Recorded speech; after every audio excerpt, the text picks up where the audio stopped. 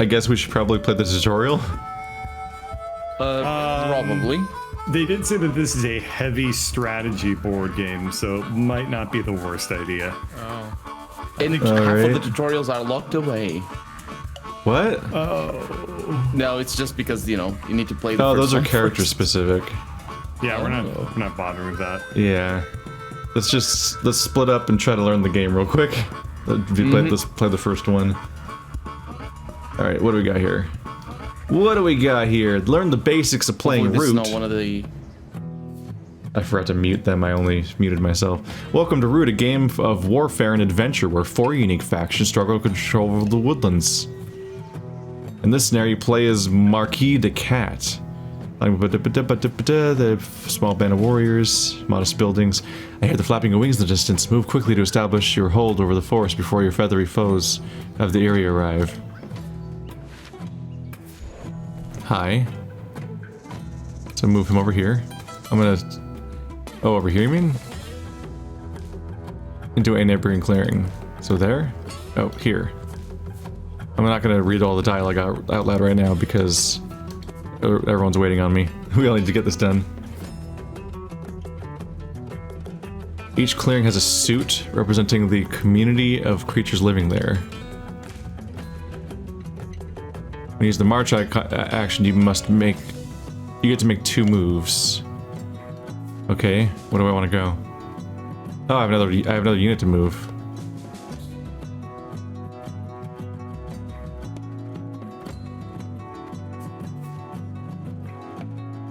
Let's end our turn and rest. Okay, what is my actual goal? I mean, like, the game, not this thing here. Like, how do you play this game? Your sawmills generate 1 wood at the start of your turn. Wood creates buildings. Let's build a recruiter and get more warriors into the forest. Here?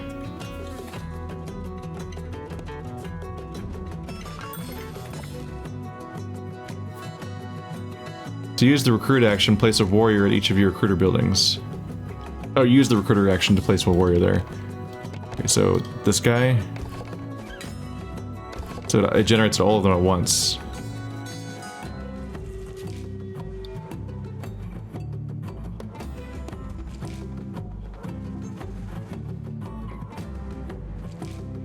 Is this like risk rules for movement? Or for unit generation? Ah, they seized a clearing. They're a little bird dickhead. After 3 actions, the day is finished. Okay, so one of your actions is recruiting, so you have to choose whether or not you want to spend an action recruiting, basically.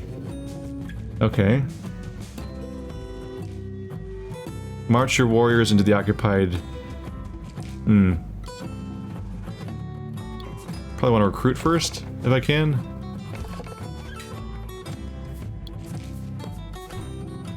Oh, I can't do that guy. So cancel if I can? No, I want to cancel the action. Shit. Escape doesn't do it. That's annoying. I wanted to see if I could group them and move more than 1 guy at a time, but I don't think I can. So let's battle. I think battling is also an action? Sup, bro? In battle, 2 dice are rolled with sides 0 to 3 to determine the hits. The attacker has the advantage. They take the higher die, leaving the defender with the lower one. Each player can deal no more hits than the number of warriors that they have in the clearing of battle. It's a vulture icon. You rolled a number that was higher than the number of warriors you have in the clearing. That means the hits you earned for your dice roll were reduced to your number of warriors there. So I rolled a 2, but I only have a 1. How do you move more than 1? Oh, because attacking is a separate action, so you can move a bunch of people into 1 space. For each hit, an enemy piece is removed from the map.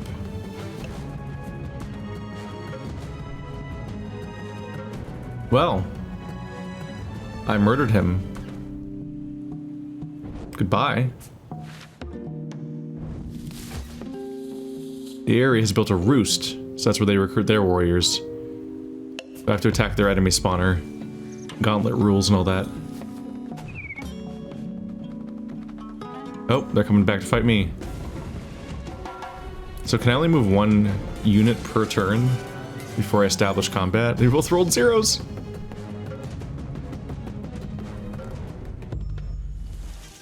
You fool, you failed.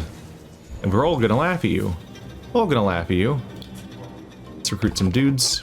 I probably should have built first. I might have been able to build another recruiter. Move one of these guys over here. I have one action left, so let's fight. No? Oh, I can do 2 movement actions, right? Move another guy over here. And then do a fight.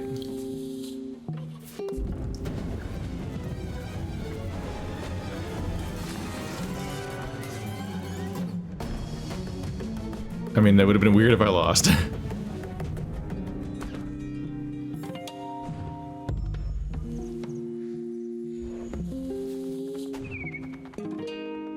Oh, he's gonna come charging in, but there's a serious number disadvantage for him. So, have I already learned the game? Is that it? Or do I need to learn more? Because at this point it feels like I'm just playing the scenario out, so like I could just stop here if that's all the game is, without having to ask more. But, alright, I should learn what the buildings are. So sawmill makes wood, the recruiter consumes wood.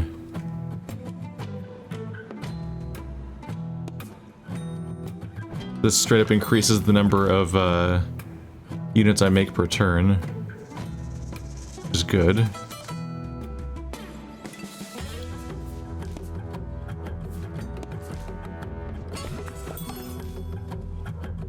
There we go.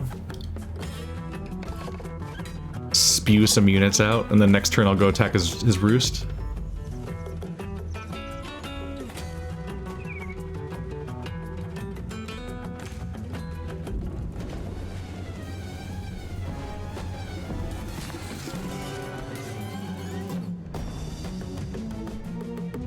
No! One of Friendos is dead. Ultimate sad.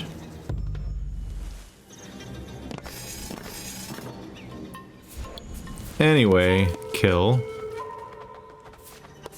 Kill. Second movement action.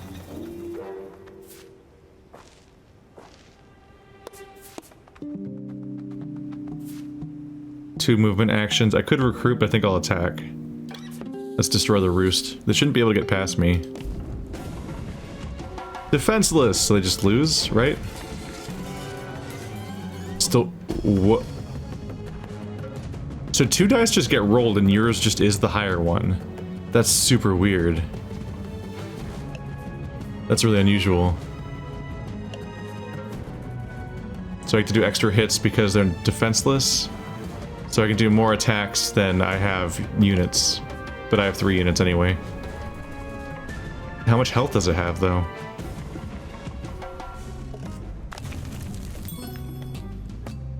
You've destroyed their roost. Their forest is ours for now.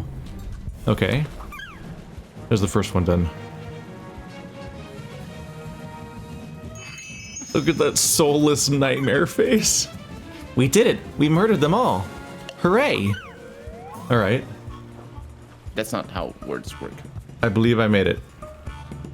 Congratulations. Okay, that's 2. That was straightforward-ish. It's kind of like a variation of Risk a little bit. That's what I was saying. It kind of reminds me of Risk and Civ. Wait, none of this was in the tutorial. Yeah, all of a sudden... Oh no, what the fuck happened? What? Wait, none of this those is... are modifiers. That's fine. These are just ways to change the game, but otherwise it's still the same. The mechanics are just get people, kill shit. That's it. But cards can be used to. How do you get victory supplement. points? It's talking about victory points. I'm There's a imagining. little... Probably by beating other people. The victory points are like if you look at a card, there's like a little wreath around a number. Oh no, we definitely don't know how Yeah. to play this game. We do not. Do I choose where to start? That tutorial was Yeah. not enough. Yeah, the tutorial was It was ass. not. Well, we didn't finish it. No, we only played the first one. Like, apparently we have to keep going, and when it says the basics, it didn't include victory conditions. All right, everybody. Hey, I'm back on a different day, because we tried to play the game, and we realized, oh, now these tutorials are significantly more mandatory than expected. Because I think we all kind of thought, like, oh yeah, learn the basics. So, like, that's how you play the game. And then, like, you know, just there's probably 4 races that kind of play differently and have different abilities, but you could probably figure that out on the fly, right? No. Each of the teams fundamentally plays differently. Like they're not just like different skills or abilities or units, but like straight up playing the entire game on a fundamentally different level with different goals and different mechanics. And it's like, oh, okay, if we're gonna understand this game, we have to play every single one of us probably has to play every single tutorial all in one go. So let's do that. Why don't we? The moment we launched in, there was cards, and I'm like, wait, there's cards? There's victory points? Oh, we're fucked.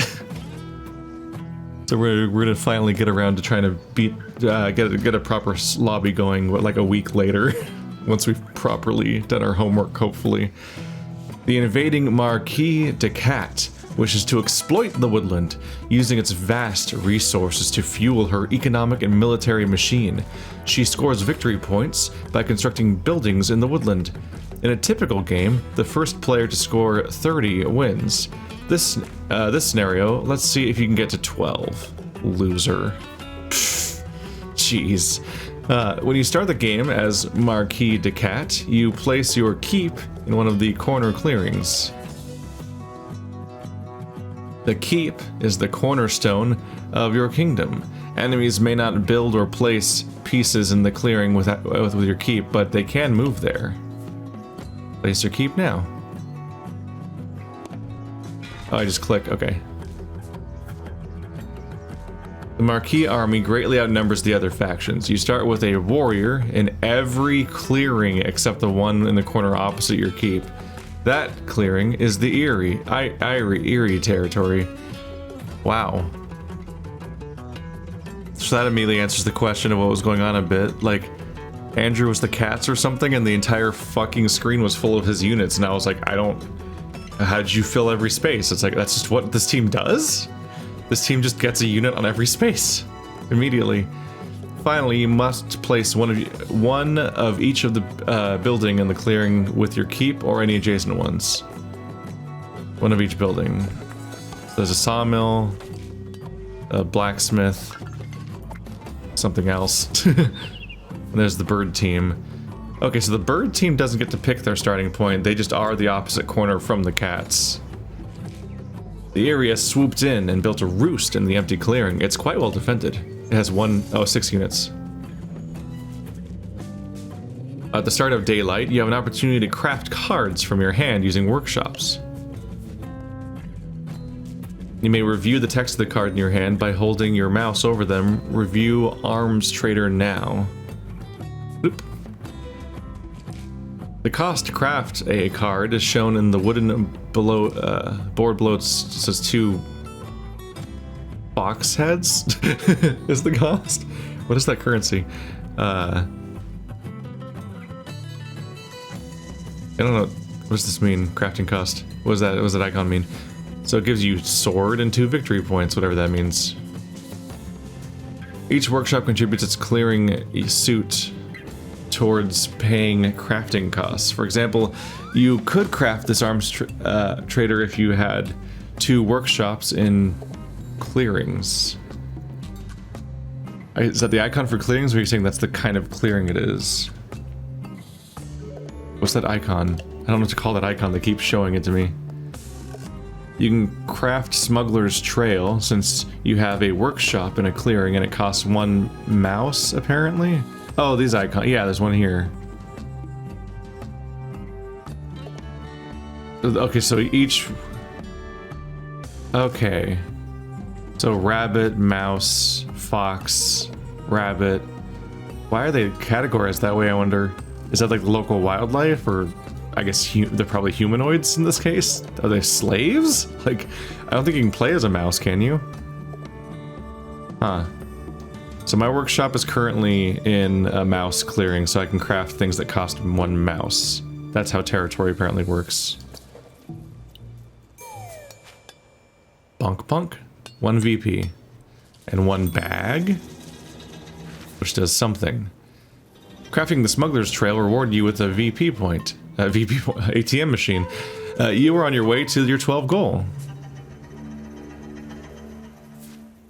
After crafting, the Marquis can take 3 actions. The Marquis also scores VP when building. You can only place buildings in clearings you rule with available building slots.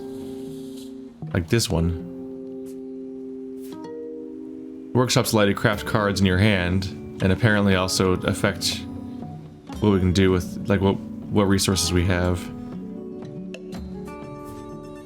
Sawmills produce wood to help you build more buildings. Recruiters, as you know, help recruit warriors. Let's build a recruiter to bolster our defenses.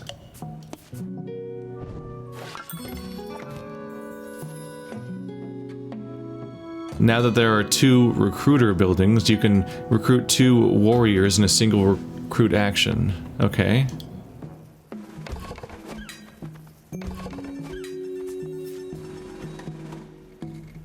Move your warriors to the front lines to defend against the Eyrie. Probably these guys, because it'll let me stack these guys up to a larger group. You may now move any number of warriors using 1 march action. Let's move 2. Oh. That would have come in handy in the tutorial. I don't think that was an option, was it? So that's just 1 action, so then I can then move somebody else? Yeah.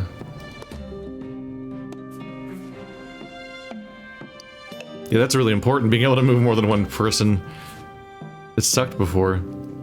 To move, you must either rule the clearing you are coming from or moving to. This can make it tricky to move deep into enemy territory without a substantial army.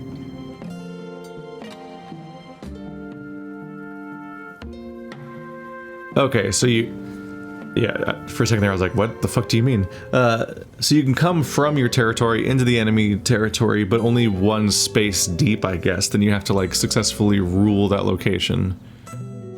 I guess we'll learn how you claim a space. During evening, you draw 1 card. You can draw additional cards by having more recruiters on the map. So I get 2 cards, then? Because I have 2 recruiters? Is that how it works? Or maybe that's my only recruiter. This is the draw rate. So it does tell you how fast it goes. Let's turn phases, okay. Bird song, so that's when you wake up in the morning. Place 1 wood at each sawmill. Everything's really granular like this because this is how you deal with tabletop games. I guess this is a tabletop adaptation, so that's when you have really specific phases, like the beginning of turn phase, for example. Like, those are really common. So you craft, then take 3 actions, and then at the evening you draw 1 card, and then discard down to 5 cards. So you can only have 5 cards in your hand.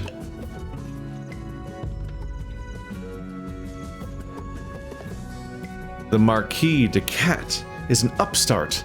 The lineage of the Eyrie Dynasties will surely retake the forest.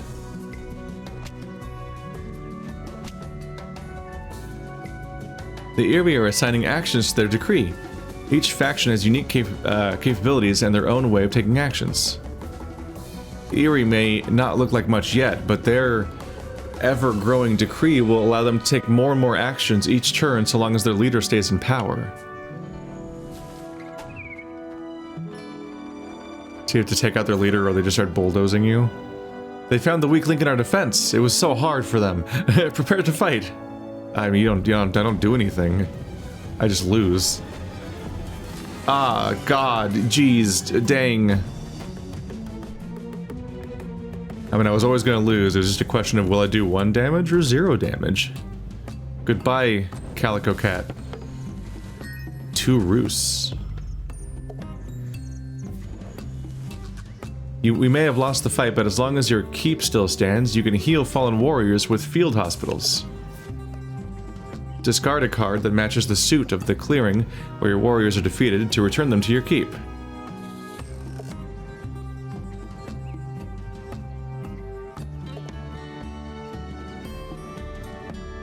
Okay, that's interesting.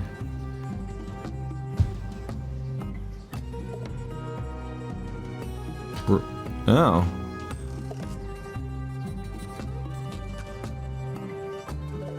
Remove all enemy pieces in mouse clearings. That's a useful card. I don't have 3 mouse to spend though, so I can't cast it. But apparently if you lose a fight, you can use this card. You can use anything that's matching to that field to then get that soldier back, so you don't have to buy them again. Ah.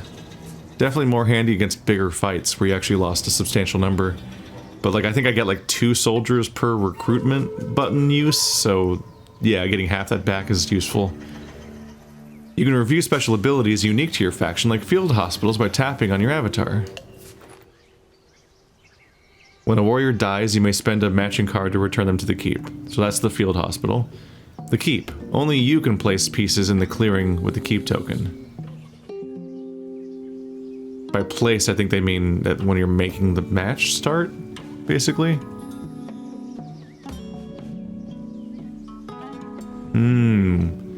It costs more wood the more buildings you make in the same tier. So the next recruiter is going to cost 2, but the other ones only cost 1.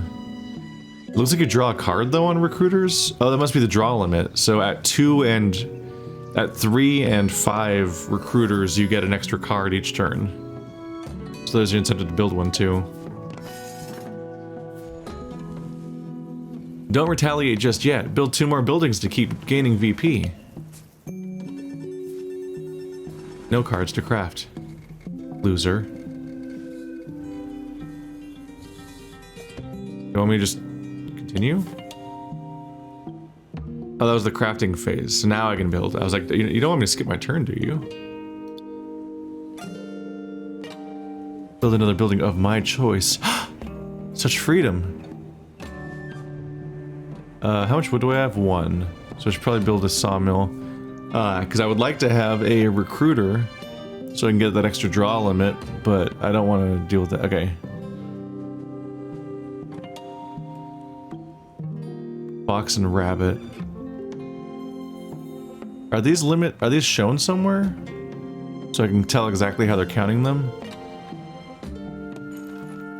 Craftable items. What the heck are these? A vagabond uses boots to move. Okay. I guess. I'll believe you on that. You increase the capacity of your satchel with the bag. I found one of those at some point. I'm trying to remember if it's like, is it based on how many workshop tiles I have, or is it based on how many buildings I have? Workshops can be combined to pay for the cards, but only used once per turn. I think it's workshops, like which tile they're placed in. The moment I need a rabbit to be able to get this one. I need an arms trader. This is 2 foxes. There is a fox down here. And 1 there. And 1 there. They're pretty spread out. Yeah, 1 in the middle. But ideally I wouldn't put them in places where the enemies could just capture me, I suppose. So let's go ahead and build.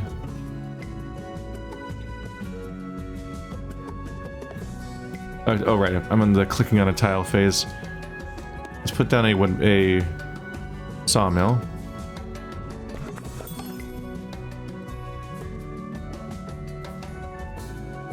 We could use more wood for building. Let's move overwork to push a sawmill to produce more. That's a thing? Spend a card to place wood at the clearing with a sawmill matching the card. So I need rabbit to do that? But that means giving up the thing that I was potentially going to build. Huh. I don't have a fox clearing, so I guess it has to be this one. And then now I'll get more wood, I guess? Nope.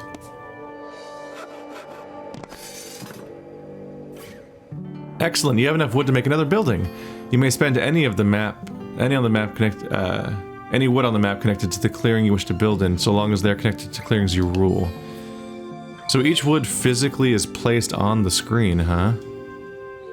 Alright, I only have one though, which is kind of a bummer. I guess I can do a recruiter. No, because that costs 2. All I can do is a workshop.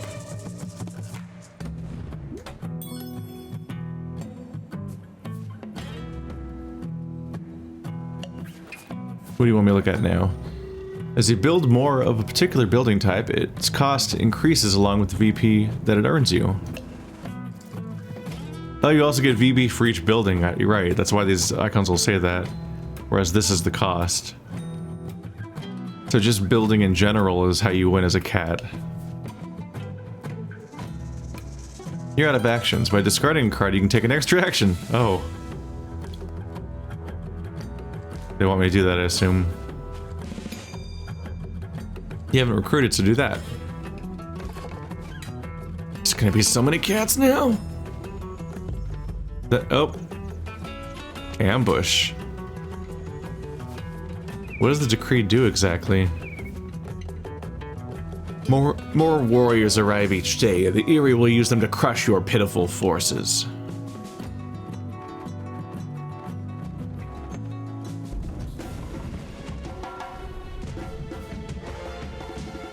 The birds have fallen into a trap. You have an ambush card you can play. Use it now to destroy 2 attackers.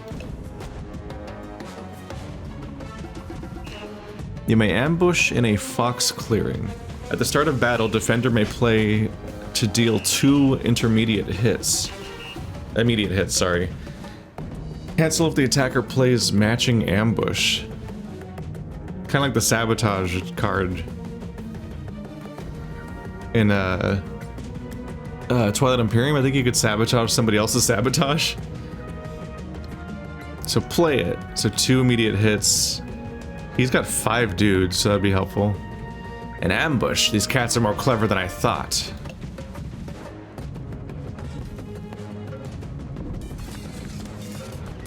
Now it's 3 on 3. And we lost.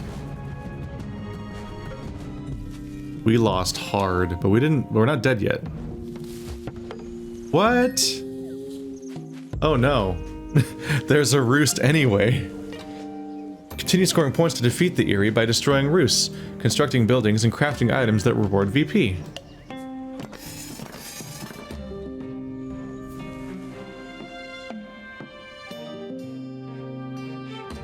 Well, that's rough.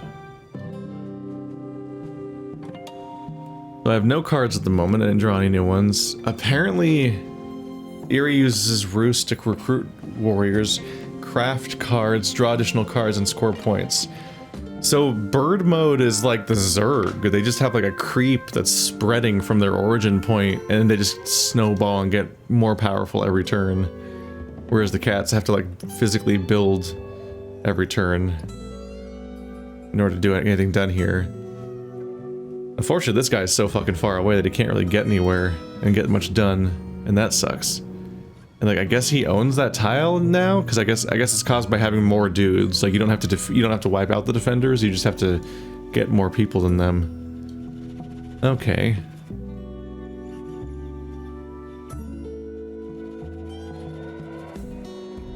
I'm not in a great spot. This is what's rough about cats, I guess, is that my screen, like, I have so many 1 cat tiles. So it's really hard for me to snowball and get a bunch of guys that are gonna deal with this problem. In part because of the fact that the, yeah. So you can use a move action to move 2 different locations to separate locations, but it's based on how many... It's not based on how many units it is, it's based on what tiles they're on. So when you have a bunch of, like, you have a bunch of tiles that are just 2 guys, or 1 guy in most cases here, you can't really efficiently move around to reinforce. That's what gets us in trouble. And like, I have to choose between building and reinforcing. Like, if I build, then we don't get a reinforcement.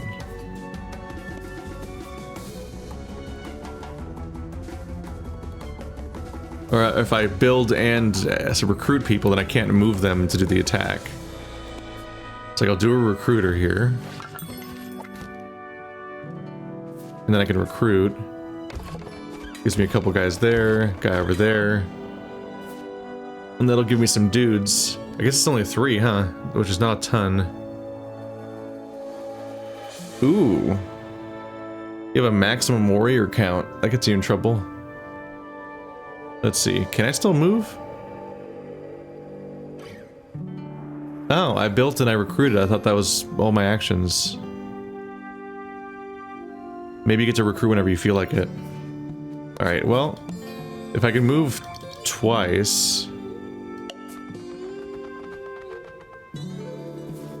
then that's actually good for me. I thought building, moving, and recruiting were all in action. I didn't think I could just go like this. Wait, oh, but I don't get to fight. Oh, shit. I don't get to read the decrees, so I don't really understand what a decree is, but we'll play as them later, I guess.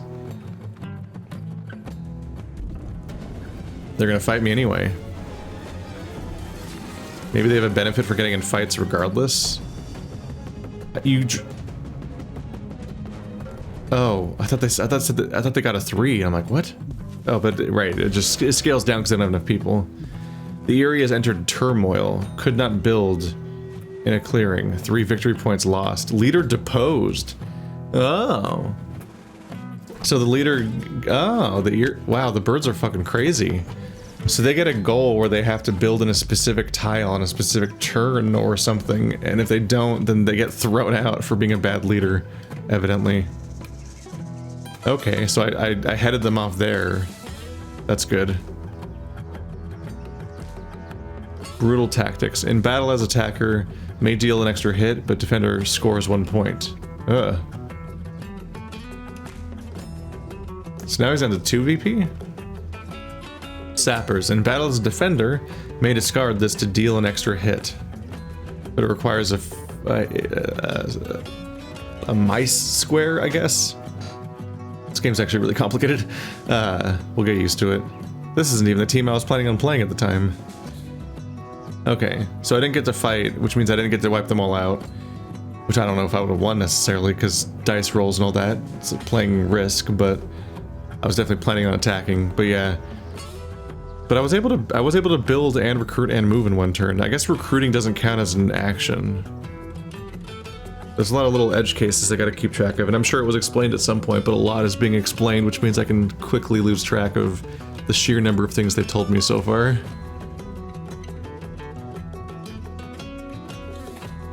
So if I discard... I can field hospital get 1 soldier back, but then he'll be all the way back in the back. Which could still be worth it. I don't have 2 foxes, so I can't spend this one anyway.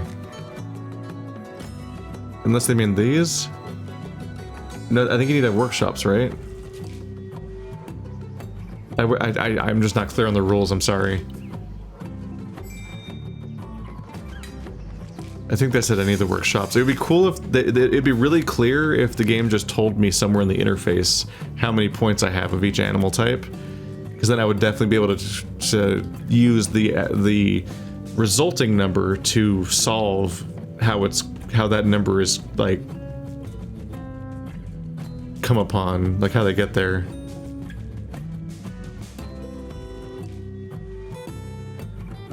Like I can recruit, like can't I like? What happens if I craft this? What happens?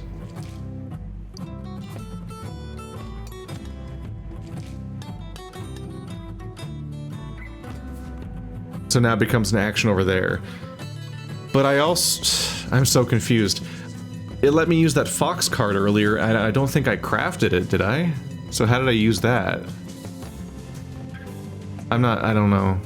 Shit, it's one of those things where you really wish you could ask a game questions. As funny as that sounds. So I'm not clear on that one. Alright, so I own the square, but the Eyrie has roost here, which seems bad. What can I build? Not a recruiter at the moment. Why do these guys have handshaking things? Oh, it's 2 recruiters in the same square. I was like, what, did they enter a partnership with each other? Like, good for them, I guess. I'm proud of them. How do I exit out this interface? I don't want to choose a building. I changed my mind. Can I not leave? Is this interface a little shitty? I don't think I can leave. Okay, there we go. Let's go ahead and put my next sawmill like back here. In this triple square.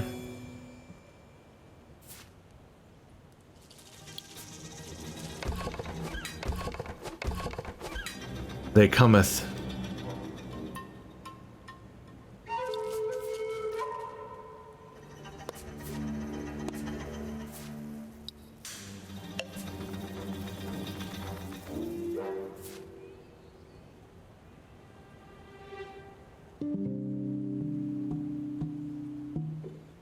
So goal-wise, I don't necessarily know where they're going to try to go.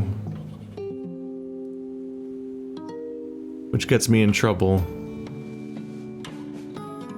Like, if I move here, then they can come in here and attack this square.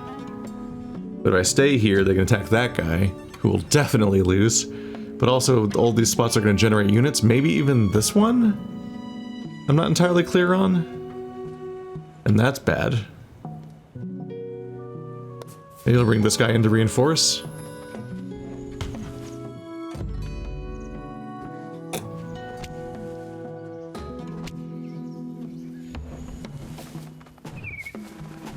Yeah, no, they just generate dudes right on the square that I'm already on. Shit. Wow, the birds are terrifying.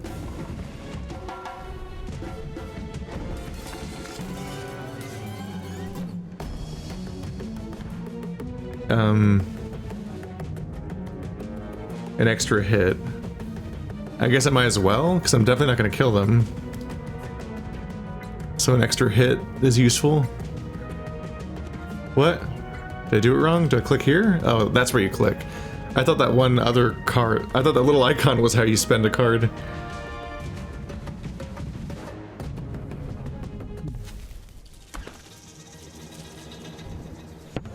Sad cat is dead. Well, they have more roosts. Fuck. I don't know how... In a longer game, I don't think I would win this. I'm going to win it because I only need 12 victory points to win. But I feel like the birds are going to snowball so terrifyingly. Tax collector. Once in daylight, may remove one of your warriors to draw a card. Poor guy. Code breakers. Once in daylight, may look at another player's hand. Oh. That's neat. I don't have a lot of context for it in this situation. I'll discard a matching one. They died there.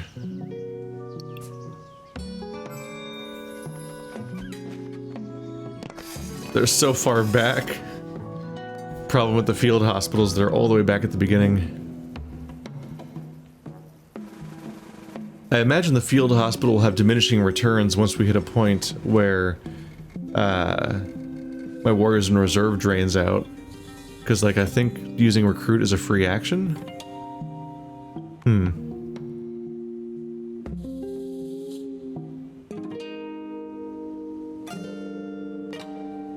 I could look at their hand, or I could save it to discard it later. Because I don't necessarily... I don't know how looking at their hand would affect my decisions right now, because I'm, you know, a tutorial player at the moment. It's a long fucking tutorial, by the way. Let's see. So I have 3 wood. So I can build another recruiter. I think I will. This time just directly on the battlefront, because screw you guys. Oh, that gave me the winning number of VP, so I win. Yeah. So the more buildings you build, the faster your VP accelerates. But I was just thinking in terms of how to win the fight. But maybe you can't. Maybe it is a matter of just desperately ending the match before the Eyrie takes over the map, because that snowballing effect they have seems to be concerning. Alright. Part 2. Or 3. Birds of a feather. Oh boy. I'm gonna have to just upload this in place of a Let's Try tomorrow. Because this is actually taking a while, but I need to get it done before we play tonight. The proud Eyrie Dynasties wish to reclaim the glory of their once great aristocracy and retake the woodland from the Marquise.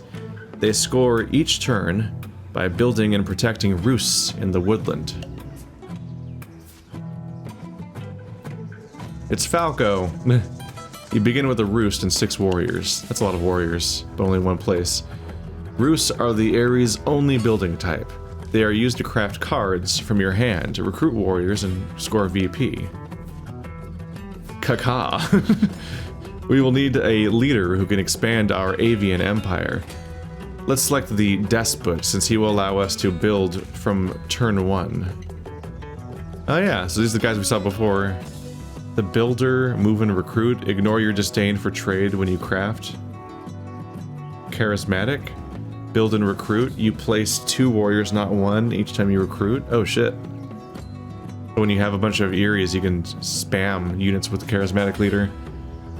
Commander, Move and Battle.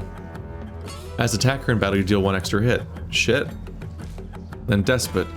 Move and build. If you remove it, at least 1 enemy building or token in battle, score 1 point. Oh.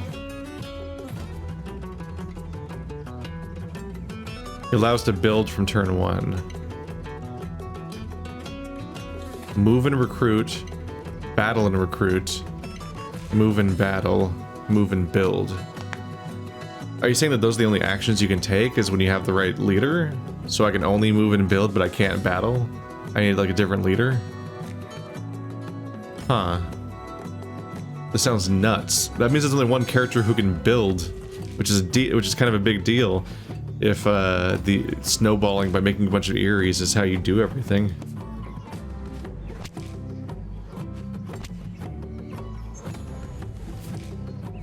The Eyrie must follow the official decree each turn. Each column of the decree is associated with a different action. I have 1 move and I have 1 build. Okay. Your leader determines the initial actions in your decree, in this case move and build. Each turn, we must add 1 or 2 cards to your decree. Only 1 card may be added. Maybe a bird card. Let's add a mouse for now. So what does this do? Recruit? So you need to spend cards from your hand to do anything besides whatever your specialty is then. As your decree grows, you can do more and more each turn. When you assign cards to your decree, only their suit applies. If you want to use a card's effect, you must save it for the crafting phase. During Bird Song, you may craft cards from your hand using roosts. Each roost contributes the suit of its clearing towards paying costs, much like the Marquise workshops. But in my case, it's every single building, yeah, because there isn't only 1 type. Your roost in the clearing will allow you to craft sappers. This card will come in handy if you are attacked. Okay.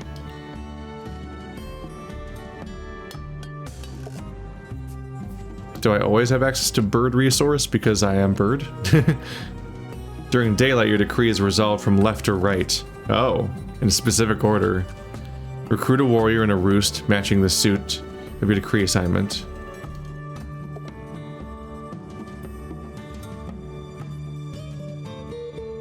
Recruit a warrior in a roost, matching the suit of your decree assignment. So they have to recruit in a mouse square because I had a mouse card. So if it's not a special ability that comes with your leader, because I think the bird tiles are just every tile you own, then you need to specifically have played the right card or you're fucked. Okay. In this case, it's our only one. Bird assigned to a decree can be used in any clearing, yep. Move 3 warriors to the clearing below. 3 warriors allows you to maximize your hit potential of your dice roll in battle. That is worth noting, yeah, you only roll a d3. So after 3 units, you're just kind of hoping to have an endless health bar that will take several turns to fight. We skipped the battle action because you do not have any cards associated with the battle column of your decree. Kind of puts us in trouble because it means we have to defend, which puts us in the disadvantage with the dice rolls. Finally, we get to build our second roost.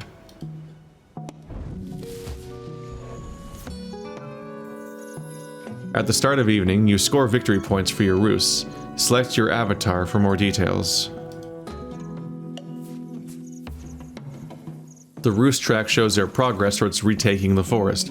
The more roosts you have, the more VP you score each turn. Whoa! Every turn?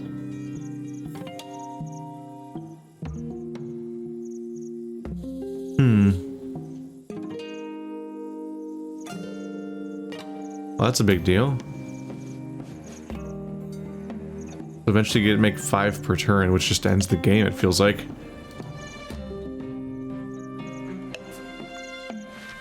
It feels like the birds just have to be eliminated at all costs. They're too scary. These bird brains think they can retake the forest? Not on our prowl.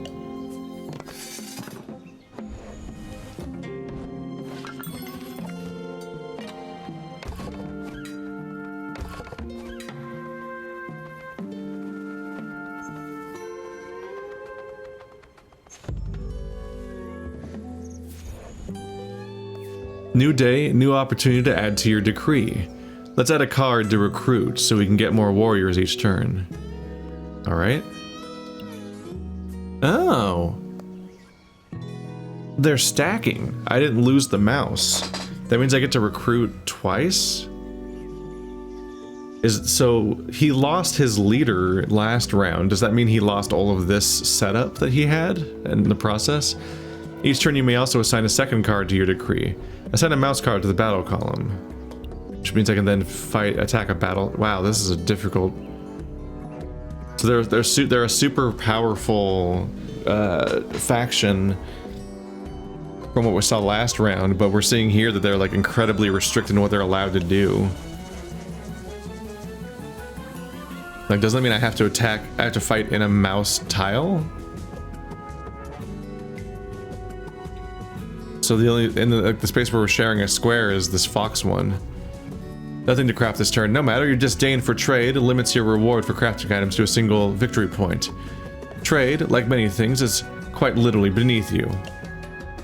Damn. Seems extreme. The continue button seems to only sometimes work. Looks like I'll click on it and it'll make the sound, but it won't do anything, which is odd. Where do I want to recruit? Probably where the enemies are. Sup? Okay, I can just do both. Right, because I have one of each, and those are the exact ones I have my roosts in. Move 3 warriors into the mouse clearing with your opponent's recruiter set up. Yeah.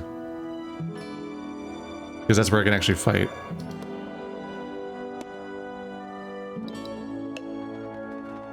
Because these guys just stand here. That explains some of the strange behavior we saw before. I was like, how do I beat these guys? But they actually couldn't fight me in some cases because of this bizarre system. A foul smell hangs in the air. The Eyrie must be approaching. Rude. Time to fight. Make those dirt dwellers tremble in the presence of your aerial warriors. Alright. Everyone's real friendly in this universe. Gonna get along great. We have maximized enemy losses. Can I, like, destroy his building? How does that work? What a glorious battle. We must rule the clearing to place a roost here.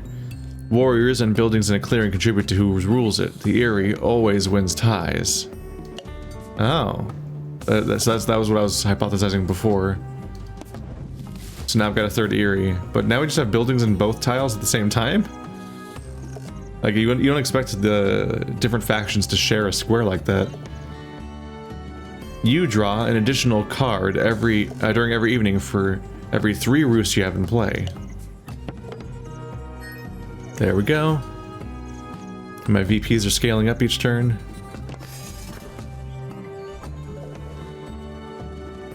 Oh no!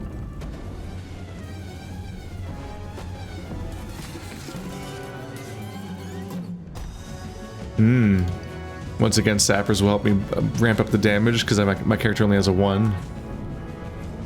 Everyone died. Wow, that's impressive. Oh no, the Eyrie is burning. They can burn the Eyrie down? Is that what happened? No! I still lost. Basically.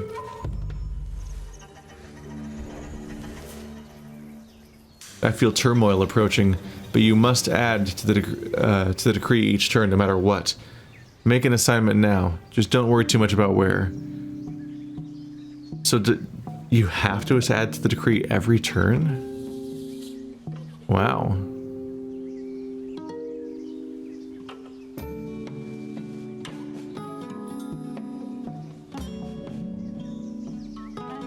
Can you add another Eyrie into the same tile? I wonder?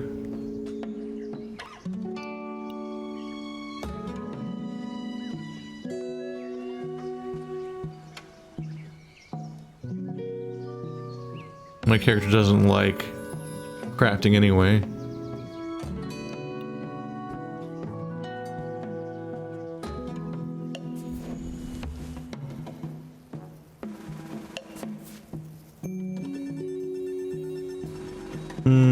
Both of my...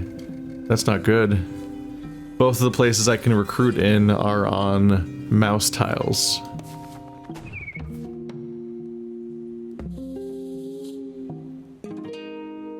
No clearings to recruit in that match. Whoa. So I have a decree in order to request, in order to recruit in a fox tile, and I don't have any fox tiles to recruit in, so we're gonna enter turmoil now.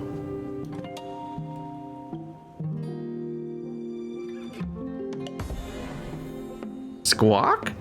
We fall into turmoil because we couldn't perform all the actions of our decree. So that's why the leader was deposed. It's really specific. You lose 2 victory points. Fuck. Those malevolent Marquise destroyed our only roost and a fox clearing last turn, leaving you with no fox clearings to recruit to. During turmoil, you discard all cards in your decree and lose 1 victory point for each discarded bird card. Shit. So that's usually 2 at least. Then you can select a new leader and proceed to evening. So I just like lose my turn. Wow. And you have to start building up the entire board from scratch again. So you can become incredibly powerful with a crazy momentum, but only if you can like continue to like proceed at this crazy rate where everything's going well and nothing, you don't stumble at all, because the moment anything goes wrong, the whole thing, you just drop all this shit on the ground. You gotta start over.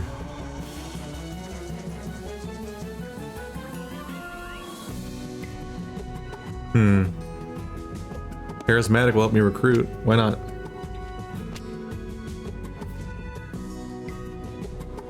Avoiding turmoil requires careful placement of cards to your decree. Try to match suits to the clearings you plan on interacting with. Yeah, that means wow. That means it's kind of scary to have a movement decree, because you have to move into that space every turn, at least one of them. Bird cards may lose you VP during turmoil, but they offer flexibility that can prevent it from happening.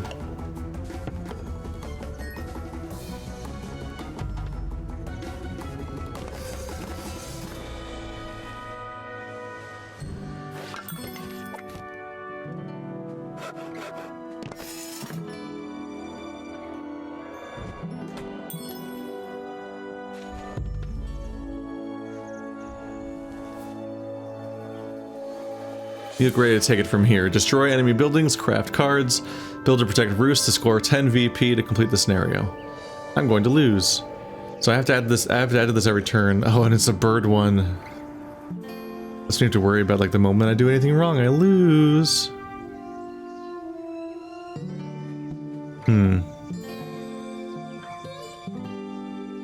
Build in a matching clearing you rule without a roost. Does that mean you can't build a second roost in the same one? I think it does. I also do need to get into a battle every turn, which means I probably want this to be in the move square or I'm screwed. If you're having trouble deciding what card suits your decree, you can always minimize. Yep.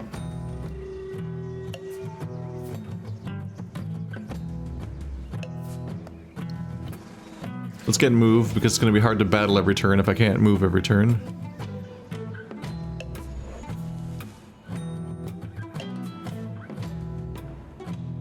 There's a clearing to recruit warriors. Probably the one next to all the fighting.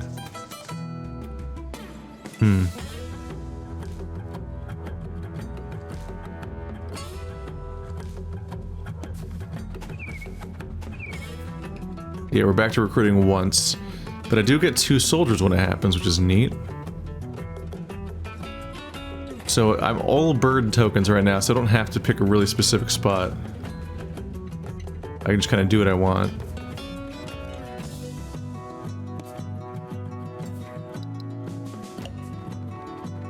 The question is, do I have to... Do I get 2? No. Okay. So cats get 2 movement actions, but birds do not. Please murder them to death. Oh, thankfully they couldn't capitalize on their 3.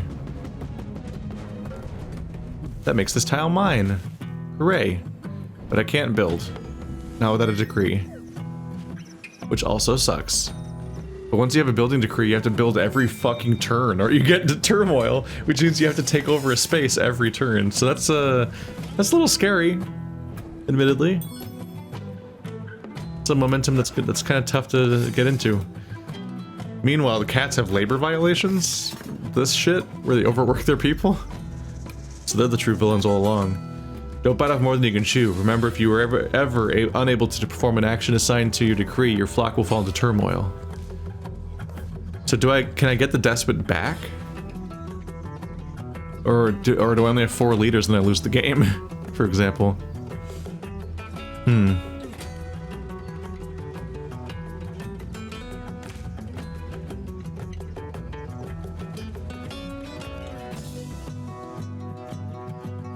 I have a couple of spots I can build, so I guess I might as well have a second build spot.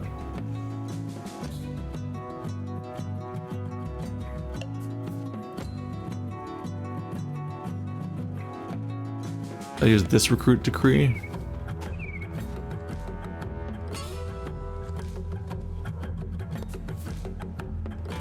I'll move some of them down here, and then I'll try to build that spot again.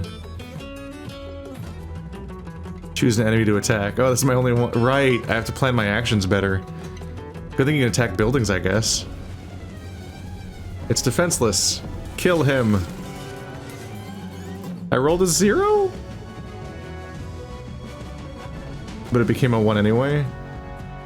You score 1 victory point for every enemy building and token removed. Removing warriors does not count as VP. That was a mistake. I didn't plan ahead that I have to specifically move into an enemy space or I get into turmoil because I have to do a fight. But thankfully there was already a building there. Otherwise, I would have been in trouble. Shit. Let's build this guy back up. What an interesting faction to play as.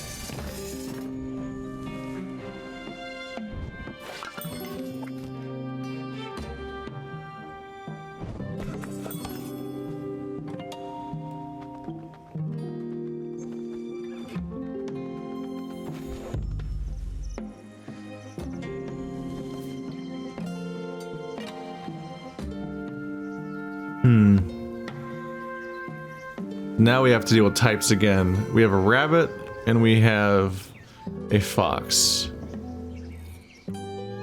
Now I can recruit in a fox tile because I have a fox building, so that's a safe place to put the recruit thing, as long as I don't let them take it again. Whereas putting it anywhere else, I then have to deal with, like, I have to build in that kind of thing. I probably don't want to put anything but a bird and build if I can avoid it. because having to build in a specific tile would be tough, especially since after like 3 times that entire tile type just dries up and is gone. That'd be bad. Move is kind of manageable, but still a little iffy, and battle is also like I have to specifically fight in this tile. So recruit's better, because it's like, okay, recruit once in a fox tile, and then once somewhere else each turn. Unless I'm feeling really ballsy and like I've got things under control, I'll probably try to intentionally only add 1 each turn before it gets out of hand.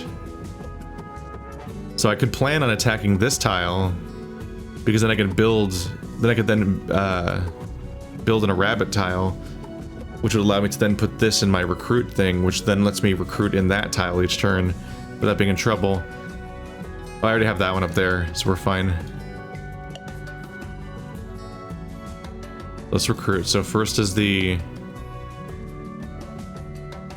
Do I have to go from left to right or something? Not incredibly clear on that one. Let's help these guys out. So that's the bird tile. Here's the fox tile. I'm trying to go left to right in case it gets me in trouble.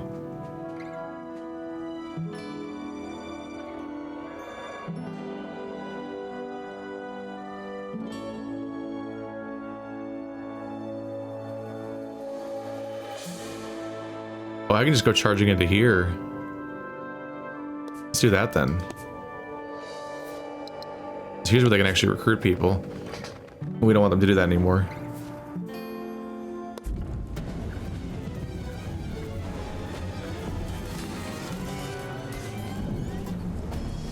Ooh!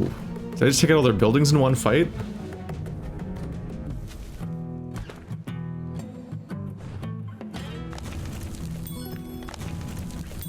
Big dice roll. The enemy is... It's funny because the enemy is clearly winning right now. So I need to place these guys defensively, because if they outnumber me, they can take out my entire tile. This guy can attack me at a flank, which is technically bad news, actually. So hopefully he doesn't take out this tile.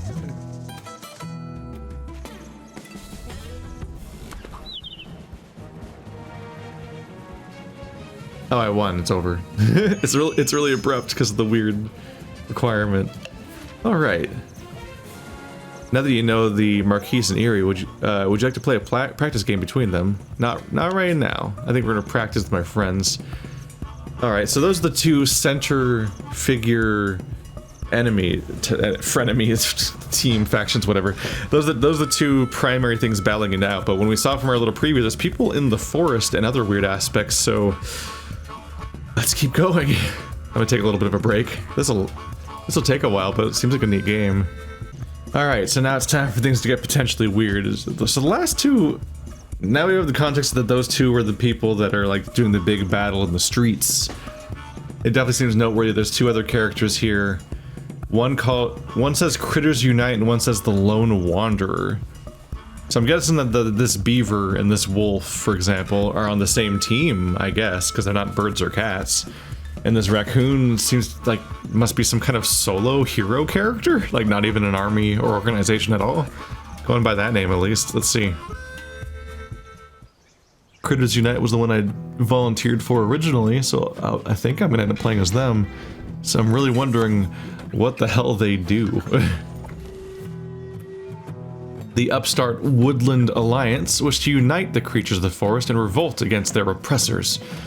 They score by spreading sympathy for their cause across the woodlands.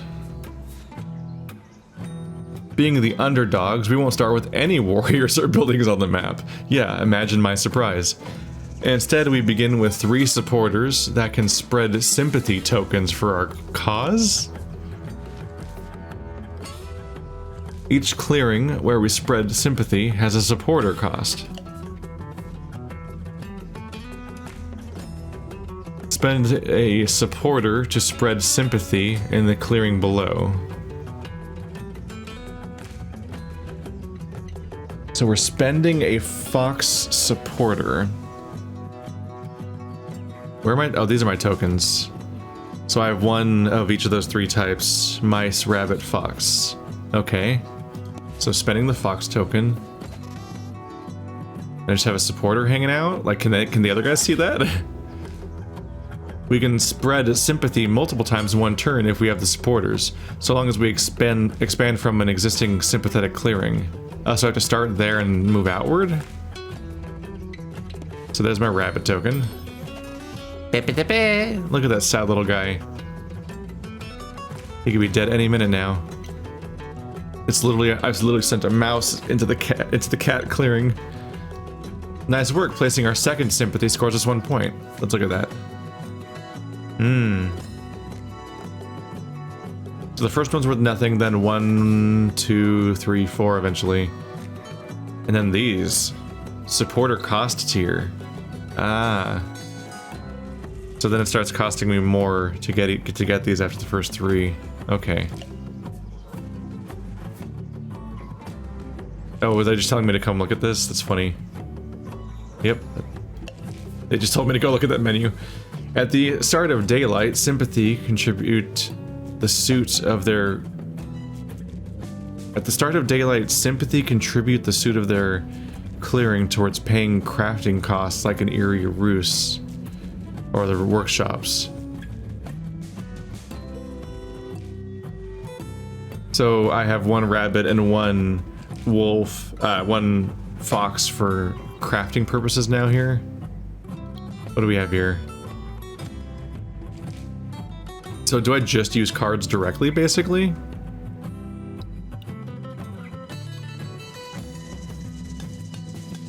Because I don't have buildings, right? Using mobilize, you can turn the remaining cards in our hand to supporters. You can't hold more than 5 supporters until you build a base. So this down here caps out at 5, but I can turn these guys into supporters. That's how you get them. So that's how I got a fox, and now another fox. That looked like a cultist. What was that? The revolution has awakened, but for now, it is time to rest. Alright, once again we have a completely different playstyle. Don't listen to this woodland rabble. Ignore this heresy. The Marquise is your rightful ruler. Heresy. How dare you? How dare you?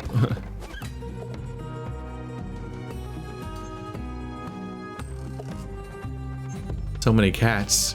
Is there even a bird faction this time? Or are there just a bunch of cats wandering around in directions? Building support was just beginning, now it's time to rise up and revolt. Is this how I get soldiers? Because, like, can they even attack my supporters? They're just chilling out. Select the clearing below. We must spend 2 supporters to cause the revolt. So we have 2 foxes. They set us up specifically for that. Now what happens? Oh. What? What is the math behind a revolt? How does it work? A revolt destroys all opposing units, tokens, and buildings in the clearing? Then you build a base there with warriors equal to the number of sympathetic clearings in the same suit. Shit.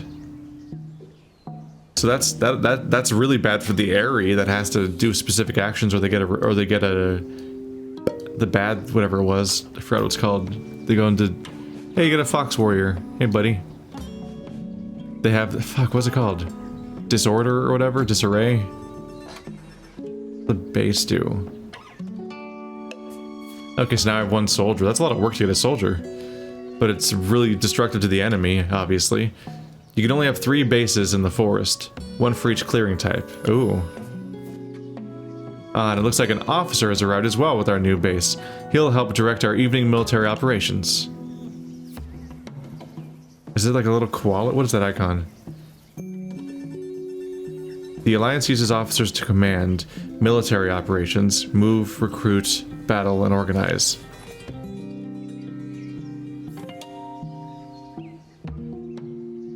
Look at that officer icon. Look at the grizzled little dude. Alright. Spread sympathy 5 times is our main goal right now.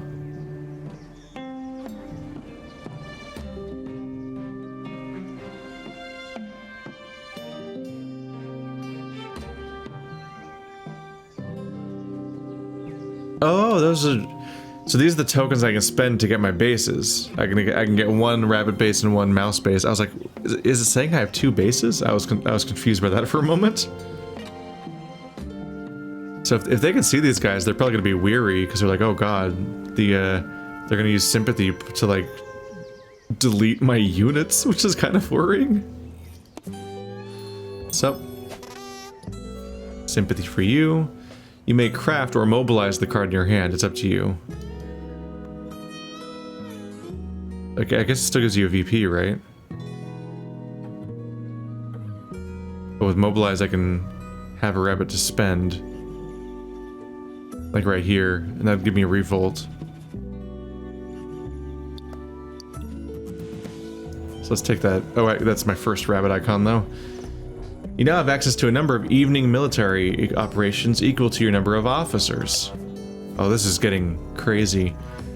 Use your 1 military action to recruit a warrior. We have organize. Remove a warrior in a clearing without sympathy to spread sympathy there. So they would like delete this guy and then give me sympathy, basically. Battle, that's straightforward, right? That's just normal. Move, yeah. So recruit. But suddenly I have a fucking base and I am a threat, and this is problems for people. I'm not a very good threat though, it's just 2 foxes. And the cats can just get their dudes back. Time to quell these rabbit rousers. These puns. How dare they? All cats must be eradicated for this purpose. When an opponent moves warriors into a sympathetic clearing or destroys a sympathy token, it causes outrage. Ooh, so that's what happens if they fight these guys. You get outrage? Yeah, alright. This forces your opponent to add a card from their hand that matches the clearing to your supporters. So, okay. They have to like spend a card to deal with the outrage, so they need to throw away a fox card, I guess. Oh, it gave me the fox token because it adds to my supporters, right. You're being attacked. Thankfully, the Woodland Alliance are masters of guerrilla war. When defending, you take the higher die in combat as if you were the attacker. Oh shit. These guys are badass. We just won.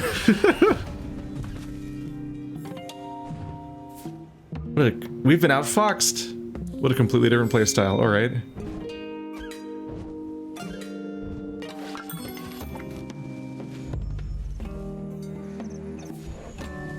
Spread sympathy, craft cards, remove enemy buildings to score 15 and complete the scenario. No big deal. Or huge big deal. It is a very strange playstyle, so I've got to get... Ow, shit. Ah, stuff's falling over. I've made a horrible mistake. Hit my knee.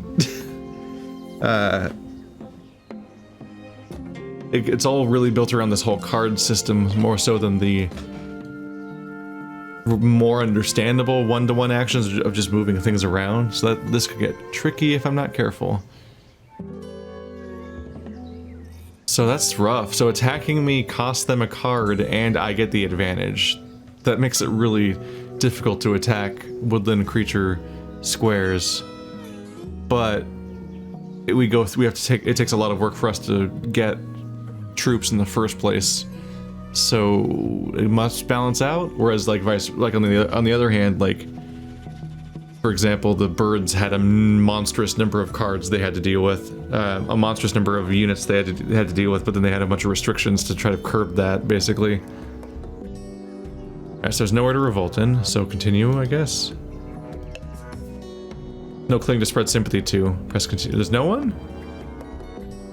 So it has to be a neighboring square that is either fox or rabbit. Because alright, because the fox one here costs 2. I'm already in the rabbit one. And I guess that one would also cost 2, is the idea. It only says that it costs 2 in some of them. Doesn't mention it here, even though I'm already sympathetic here.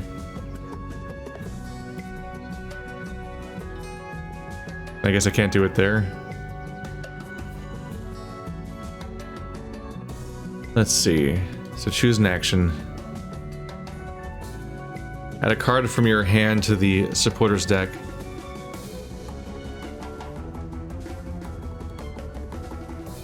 Move is not an option, so I can't move these warriors. Do they have to stay in a tile that I control? Is that why? I'm not sure if I fully understand everything yet still, but we're trying. So yeah, so Birdsong is when Revolt and Spread Sympathy both happen. That's when other people are just drawing cards. Then in Daylight I craft, mobilize, and train. And then evening is military operations. Oh. Right, okay. Because of the guerrilla warfare, so the whole moving and recruiting and everything only happens at night. Right now I only craft, mobilize, and train. Mobilizing being me getting rid of the ones I don't want to use. I'm not really sure what train means necessarily. Is it mentioned here? So I can't craft anything. So I could just mobilize both these. I have a base so I can fit them. I guess. So now it's evening. Should be straightforward that I want to recruit here, the only spot. Seems like an easy enough choice. Ah, it's mobilize or recruit, apparently.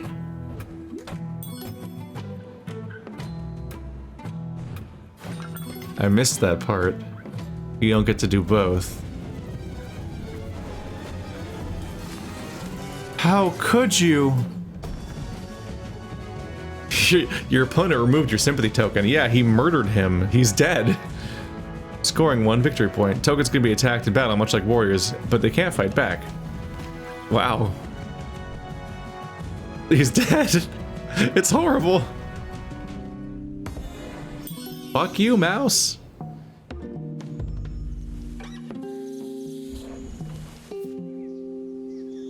No one to revolt. But I can sympathy, even if it's right back in the same tile again. So did he do that because I was able to revolt? And he's like, nuh-uh, not letting that happen. Because I can. Train. Spend a card from hand matching a built base to gain an officer. Oh. Oh, and the officers are how many AP you have, basically? Yeah, so that... Okay, now I understand. That's why I only had 1 action, because moving, recruiting, battling, and organizing all spend 1 officer. So I need to get more of them to do more of that. Shit. I can also craft if I want to.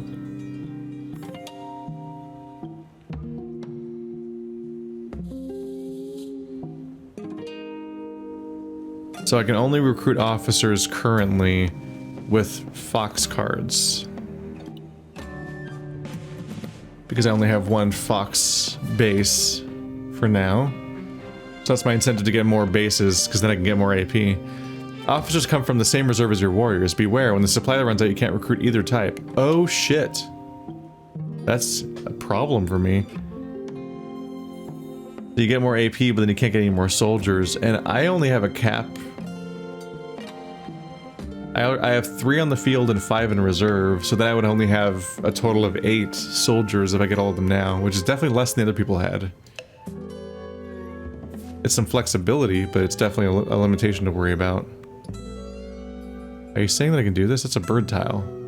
I don't have bird tiles. What happens if you mobilize a bird tile? What are the rules here? Can I craft the bird tile? Will it stop me? I guess are birds wild card mode basically when you're not a bird player? So now I have 2 AP, so I can do 2 actions this time. Which is different.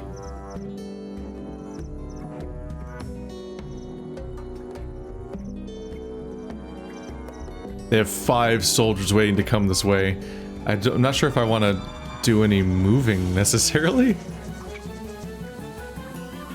I want to be ready for them to attack me, probably.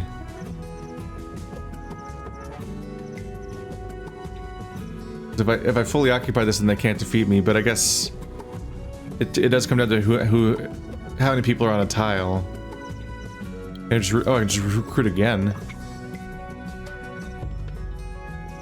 I need to have the numbers. I can't just... Not just a matter of not getting wiped out. If he attacks me and has more people than me at the end, then I am in trouble. Because then it counts as his tile. Stop murdering my sympathy tokens! Yeah, that's the downside. I didn't defend the, do an extra hit? Can I just kill him?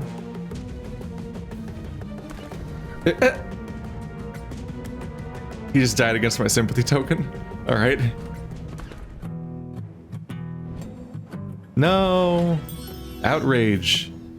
Because your opponent has no cards to match the suit of the clearing where they caused outrage, they must reveal their hand, and you get a random supporter instead. Oh.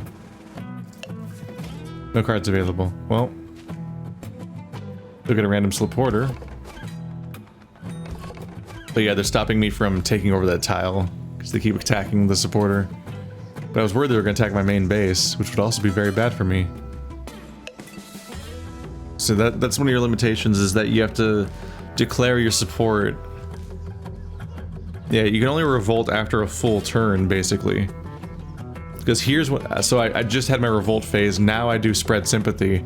So those are back-to-back actions. I have to spread sympathy and then wait an entire turn for my chance to then turn around into revolt. And so they can stop that at any point in between. Still gonna keep going for this spot, I guess. I still have my 2 tokens for taking it over. Spreading Fox Sympathy doesn't seem to do anything. Well, it gives me another Sympathizer. And those give me VP.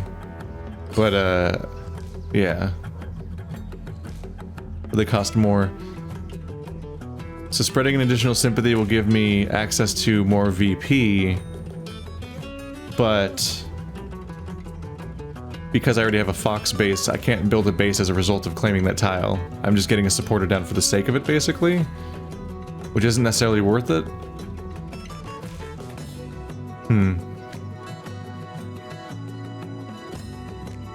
Yeah. I was trying to think of what else you can spend them on. Ooh. So I can push further and get into this rabbit tile, but I need 2... You need 2 rabbit tokens to make a base, so I need to save them for now, for this spot. Ideally.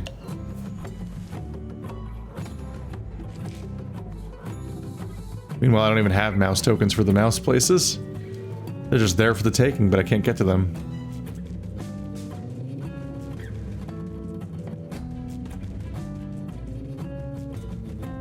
Look at this little coffee rabbit. Mouse in a sack. It just pulls out a knife. These guys are actually adorable. So you can do a fight at the beginning of the day instead of at night when you normally do it. So they have a rabbit with coffee.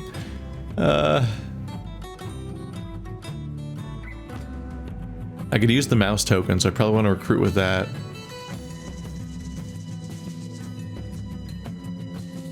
Band Warren could be useful, but I don't know when I'll use it for sure.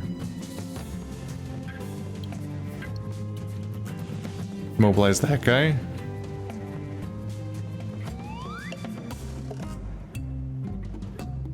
But now I can't craft this one. I thought I could.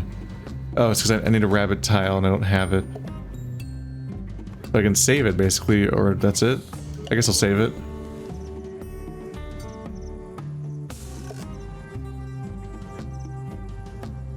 Now it's move or recruit. Got our 6th dude, but they're gonna start capping out. Let's do a move. I'll go to defend this tile that I'm trying to build right now. I'll send 2 guys.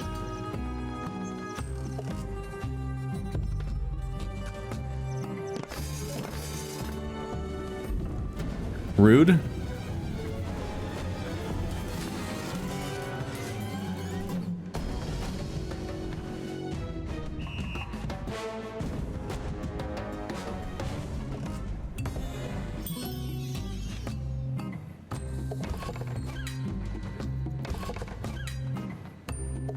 They're turning the people against me. Or, now I'm turning the people against them. Oh. Does it just keep triggering more outrage? I'm getting a lot of tokens as a result. Look how many supporters I suddenly have. It's time for a revolt. Revolt only gets rid of the enemy tiles, right? Not mine? Well, it gets rid of them and replaces with the units that are my team, which would mean that it would just take them and replace them with mine anyway, I guess. That's all that would mean.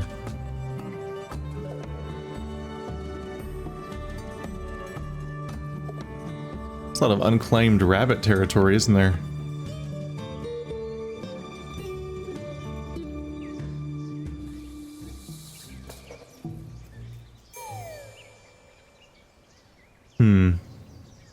Oh yeah, these aren't connected. I was like, it'd be nice to have a nice little triangle, but that would have had to be these three. But that one's the rabbit, or the mouse.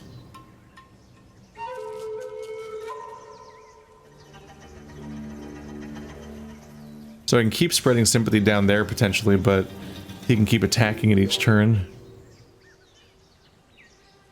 But I would get the troops if I took him over. But I can't get any more troops anyway, actually. So I guess we're done there.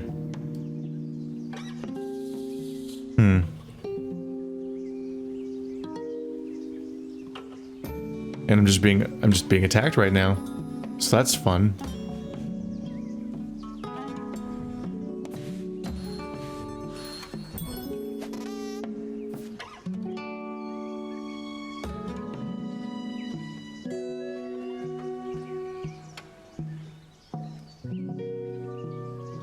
That's the one fox tile I can try to spread sympathy to. They keep giving me access to these. Just because they keep turning the people against themselves by attacking me. You drew a card that crafts a sold out item. Tap the supply icon to view the available items. So you can't get a crossbow because there's no more? Each item players craft is taken out of supply. Once an item's sold out, the cards that reward that can no longer be crafted. I still don't fully understand these. Refresh more items during bird song. The Vagabond. We don't know the Vagabond yet. But yeah, these are just... That's why I don't understand items. They're all for Vagabonds. Which is the team we don't know yet.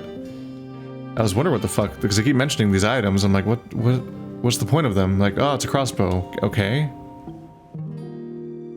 But I guess you spend that resource. So that means for everybody else, it's just a limit on being able to craft those victory points.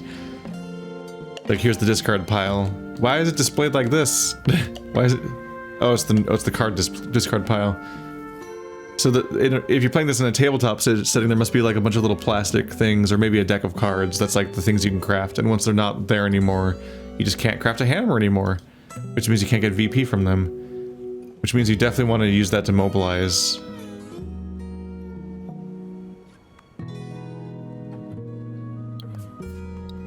What does that do? It gives me a bird icon. I'm still not entirely sure if I understand, but like, are bird icons wild cards that can be applied to anything?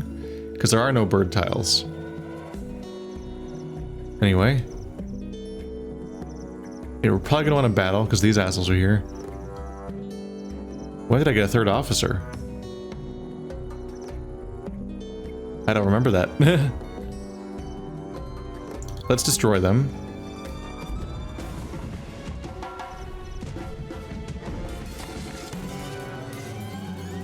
And I did.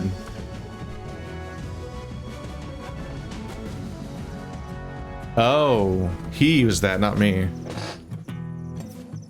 I saw that pop up. I'm like, I don't remember having that card. He could just undo all incoming shit. Okay. Try this again, bro. The foxes cometh.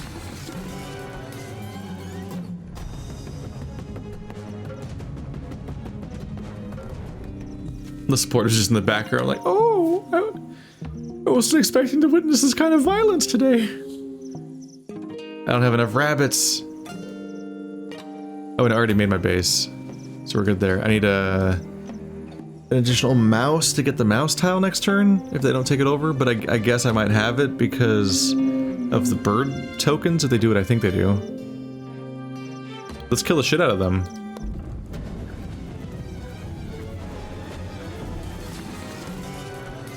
Wow, those are some terrible dice rolls he's getting. Is this like an assist from the tutorial or what?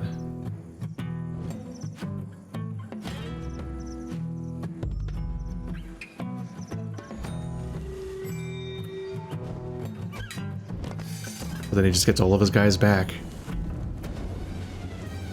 No! He had a family! Huh! Huh! Huh! Wait, I still lost? But it switched places so that he rolled a 0, I thought. I thought it made him have a 0. Does he win on a 0 anyway? Is that what defenseless does? Oh, because defenseless gives you +1, I think. Oh, fuck. Well. It's a little hard to get your 3 bases down because there's so many attackers. They didn't attack me. Oh, God. That just means I'm going to take them as troops. That was a mistake. I think. Go, weird bird tokens. He's dead. And now he's mine. Aha! So I now have 3 bases down, which is good. And risky, because it means that I have a lot of incoming attackers, potentially, and I only have a handful of troops I can even have collectively. I don't remember getting a 3rd dude. When did I get a 3rd officer? I don't remember doing that. Am I insane? Maybe.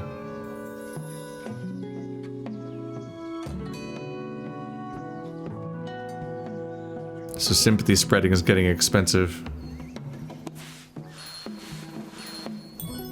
But spreading gets VP.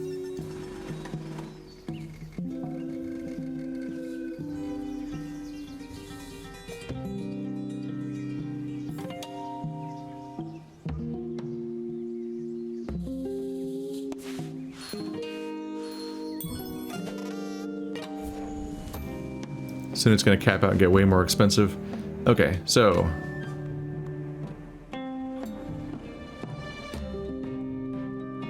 Score 1 point per clearing you rule. Royal claim. That's kind of a big deal. I only have 3 though, so it's not a ton. Remove all enemy pieces in mouse clearings. Like just every mouse clearing. That's 2 there. It only defeat 3 units, but it's something. And investments just gives you some gold. That's just hanging out up here, yep. Or I can just turn these into cards for my uses. To spread. Ha! It's probably not the best call, I don't know. This guy's still sticking it out here, huh?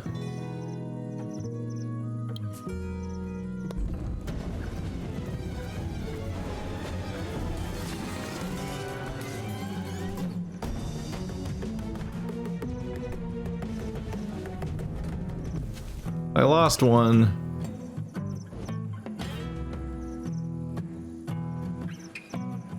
I can recruit him back.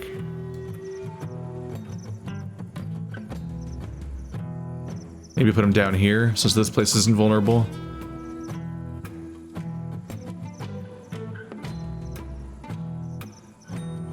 You can sacrifice a warrior for sympathy. That's oddly distressing.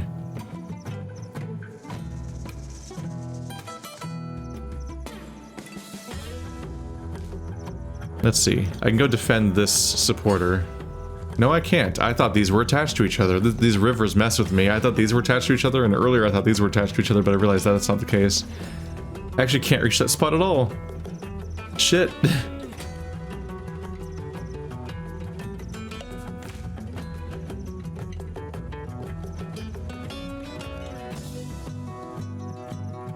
Yeah, the river really messes with my visuals here.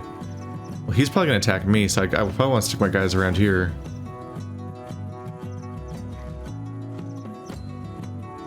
Let's move one of these guys down here. Before I get in trouble here. I'm putting way too much thought into this. It's the tutorial.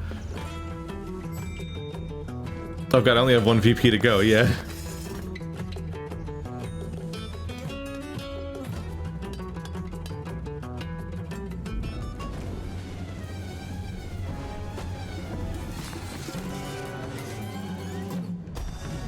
My poor supporters. They're so replaceable. Yep, he just gave me a winning VP, didn't he? No, that was his. Never mind. He got that one. He's throwing so many cards away.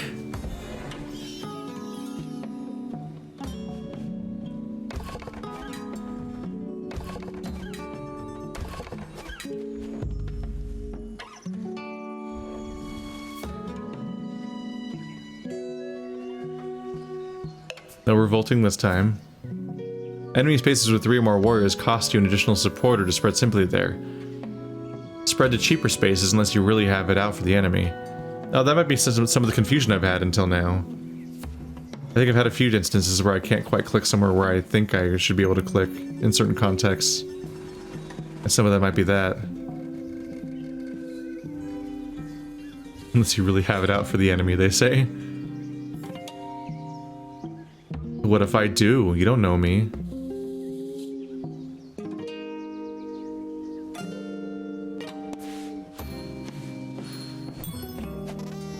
And that's just a victory. Spreading sympathy is just how you win. It's weird to think about. Because it's like an invisible force. Huh, I'm just trying to think about how you fight the woodlands. Like, what do you do to try to curb them? Can you just take out their bases? I'm trying to think. I'd have to work backwards through their structure to think about, like, okay, what was their incentive and what caused them to, like, succeed and build their engine, and how do you dismantle that? And yeah, I guess some of it's just take out all of their dudes. The Lone Wanderer. Even after all these tutorials, it's going to take a few rounds of the actual real game, I think, for me to get some of this together. Wait, is the Lone Wanderer the wolf? I thought it was the raccoon. That screen seemed to make it seem that way. The wily Vagabond wishes to gain fame or infamy in the midst of this brewing conflict. He scores by completing quests for the creatures of the woodland and by aiding and harming the other factions. So he's like a single unit crazy agent of chaos dude. Wait, no, he is the raccoon. Why did it show the wolf with a scar on his eye? What character is that? Who is this badger? Where do all these different character portraits come from that don't seem to be the races? Your Vagabond character is represented by a single pawn that can move and fight like a warrior, and begins the game in a forest. Whoa, what is happening here? Being early risers, Vagabond may slip between forests and clearings each bird song. Let's slip into a clearing. Okay. These are your actions. Your available actions are mostly determined by the items you hold in your satchel. When an item is used to perform an action, it is exhausted. You can't take the action again until the item is refreshed in birdsong. So that's your incentive to craft those items we saw before. Ruins are scattered across the map that hold new items for a Vagabond. Explore the ruin in your space using your torch item. Take an item from the ruin and score 1 VP. So that's a ruin. Can other people see those?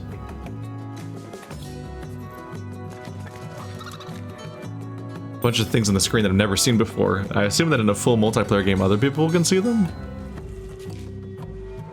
Explore gained you 1 VP and a hammer that could be used to craft cards from your hand. Move into the mouse clearing on your right and to craft a card requiring that suit. So you still have to be in the right locations to craft certain items. But you're doing it as 1 unit. Each hammer you exhaust contributes 1 towards crafting cards with a cost matching the suit of your clearing. Collecting more hammers will allow you to craft more expensive cards. Craft mouse in a sack now to score a VP and gain the bag item. This game's actually really complicated. Alright.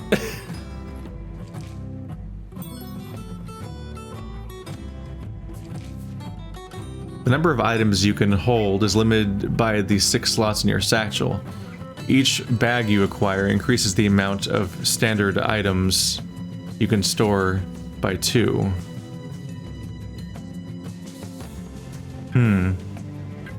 Oh yeah, because I have 4 now. Or say 8 now. Bag money and teapot don't take up room in your satchel. They provide their effect automatically without needing to exhaust them. Most of your items are exhausted, so let's end daylight and rest.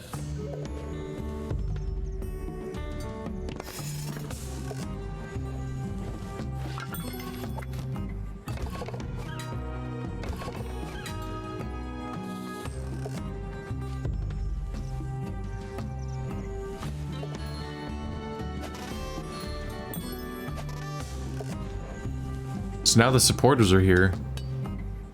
Do we work together, I wonder? This is the first time we've seen the Fox faction show up when we weren't playing as them. It's changing things up a bit. Alright, brief interruption, but I'm back. During Birdsong, you refresh 3 items. That makes their actions available again. Ah, I see the Woodland Alliance has a crossbow for trade. Slip. Slip into their forests above you and head their way. Click. Slip? Slip is the word I have. I have slip instead of move. Is it just free? It's just like an automatic action or something?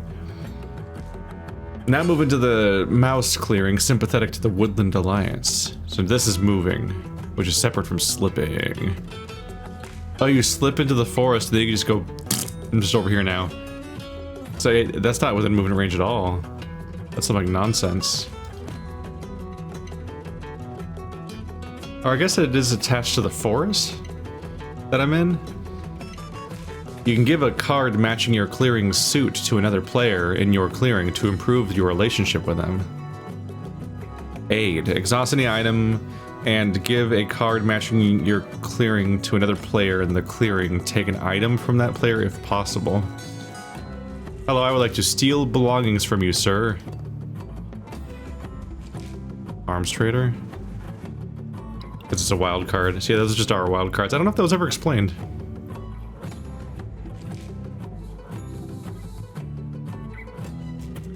Exhaust my bag? Isn't that bad? Does that reduce my inventory size? Take this crossbow. Is my inventory now gonna go down to 6 again if I exhaust my bag? What does that mean? Oh, exhaust torch, take a random card from... What? Thank you for your aid, friend. Be careful with that crossbow we gave you. Trying to poke your eye out or something. Exhausted items always take up room in their satchel, even those ones, and won't provide their effect until you refresh them. The crossbow can be used to remove warriors without needing to battle. You can even use the crossbow to remove a building or token so long as its owner doesn't have a warrior there. Use it now on those unsuspecting cats. It'd be really funny if I bought it from them. On guard! That wily vagabond is no friend of the Marquise. Oops, I probably should have mentioned that killing enemy warriors will make them hostile with you for the rest of the game. Such is the life of a vagabond. Wait, so hostility is determined not by players' like agency and behavior, but which people the vagabond has wronged specifically? Huh. Once an enemy is hostile, your infamy scores you an extra victory point every time you remove one of their pieces in battle on your turn. Like I've just declared him as my enemy and now I can just kill cats for victory points? However, you must... Well, I guess I probably can't do a normal fight though, can I? However, you must exhaust an additional boot to move into spaces of hostile warriors. They said that, yeah, because they were saying that I use a boot to move. God, vagabonds are strange. Alright. Use your sword to battle the weakened enemy, which is also a consumable item. Yeah. The maximum number of hits you can deal is determined by how many sword you have, as opposed to how many people you are. Don't tell all the other armies that they can just hold more swords.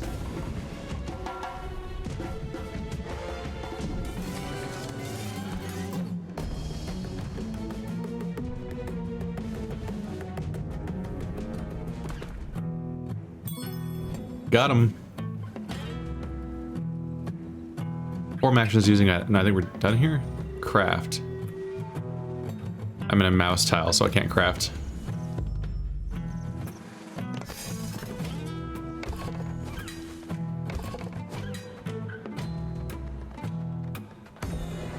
Outrage! There's a 3-way conflict happening in this space right now. What happens if I get attacked as the Vagabond? Oh, here it comes. This doesn't seem like a fair fight. When you take hits in battle, you must damage that many items. You can choose exhausted or unexhausted items. What does damaging an item do?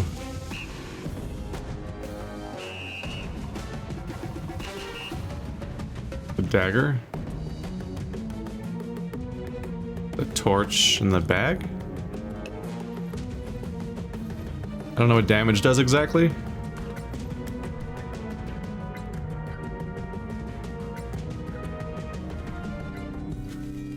This game visualizes almost all forms of conflict as black eyes.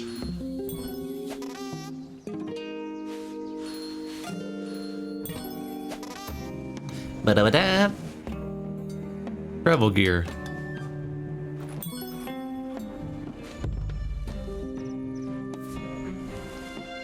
Ah, then you refresh them. So can I not? Can I refresh these or not refresh these? What's the damage icon mean? Many of your items were damaged in your last battle and were useless until we repair them. I wish you could have explained that mechanic before I chose that part. Slipping into forest lets you repair all your items during evening and will protect you from being attacked on enemy turns. Oh, so I can just hang out in a forest overnight and then I repair. But I assume that means that I can't get other stuff. I can't see that part of the menu from here.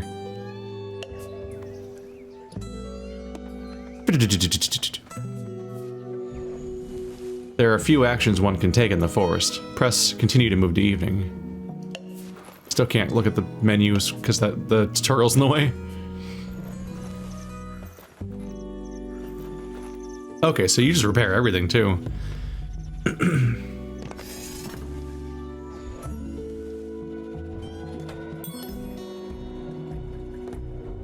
But who is the badger?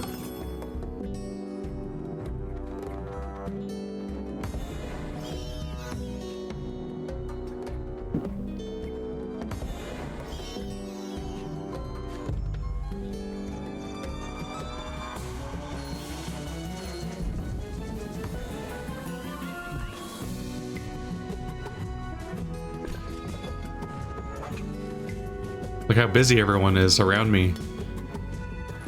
I'm practically like an observer role, kind of. Okay. It's a decent spectator thing, like if you... Wow, that was a lot of recruits. If you know what's happened, if you know what all these things mean, then as an observer, then you can tell like what's going on pretty well. So that's good. Because it's like specifically saying like, oh, he's training your guy, and so on and so forth. Now that your items are in tip-top shape, you should be able to take them on a quest. A bear is rampaging in a nearby mouse clearing nearby. Slip there and see if we can help. How do you see what a quest is? How do you know that? Where's quest on screen? Here? Available quests. Select your quest. You have to... you have what it takes to fend off a bear. To complete a quest, you need to be in a clearing matching its suit and exhaust the items required. So to fend off a bear, I need a torch and a crossbow, and I have both of those. Then I can pick to either draw 2 cards or get a victory point. Okay.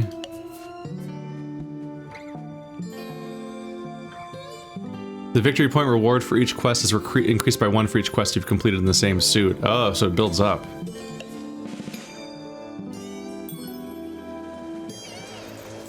There we go. Now we know what quests are. After you complete a quest, you draw a new one. You can review your 3 active any time by selecting your quest book. Yes, because they said that was like the core of who I am as this class. So I was like, what are they? So 2 rabbits and a fox. Rabbit requires sword, or sword, torch. I don't have 2 swords, but I do have a torch, but it's exhausted. Reach the next relationship level with the Woodland Alliance by aiding them twice in 1 turn. To improve your relationship to the 2nd and 3rd levels, you must aid 2 and 3 times, respectively, in a single turn. Other players don't have to have items for trade to aid them, but you do have to give them a card. This is interesting. This isn't he? Doesn't how do they balance this guy so that he's not a kingmaker if he's helping one of the other teams? I guess it's because he's also trying to help himself. Each time you increase your relationship with a faction, you gain more VP. When you reach the final level of relationship, you become allied and earn 2 each time you provide them with additional aid. Let's look at this weirdness. So birdsong, refresh 3 items, slip into a clearing of forest at no cost. Daylight, take actions using items, resolve quests. Evening, first repair items, then draw a card. +1 for each gold you have. Discard down to 5. Third, discard items down to your satchel limit. Okay, so not a lot happening during evening. He's not really a nocturnal character, despite the raccooning. So aid the Woodland Alliance twice in 1 turn. Where am I right now? There I am. There's a Woodland Alliance here. So scouting party, I guess? Choose an item to exhaust. Hammer, I guess. And then get a satchel or a boot. I'll get the boot, I guess. They love me. They really love me. Your effort is appreciated. Aid us again to show you are a true comrade of the Alliance. What a response to have. I know that you pretend you made it seem like we like you, but like if you could like triple up on that, then we'd really believe that you like us. Oh, a sword. I need that for a quest. Oh, I was exhausting my sword. I'm a fool. That was the wrong menu. I didn't actually have the choice, so I have a bigger bag now. I need 2 swords for the quest anyway. To explore another ruin, complete another quest, and score 15 to complete the scenario. Shit. Well, we're halfway there.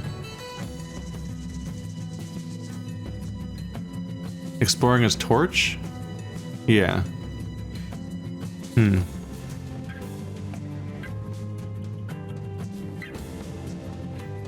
It's a little rough, but I can't currently escape. Let's go here, because these are my allies, so I can just hang out in their space, right? Whereas over there, the cats were going to attack me. And there's a ruin here.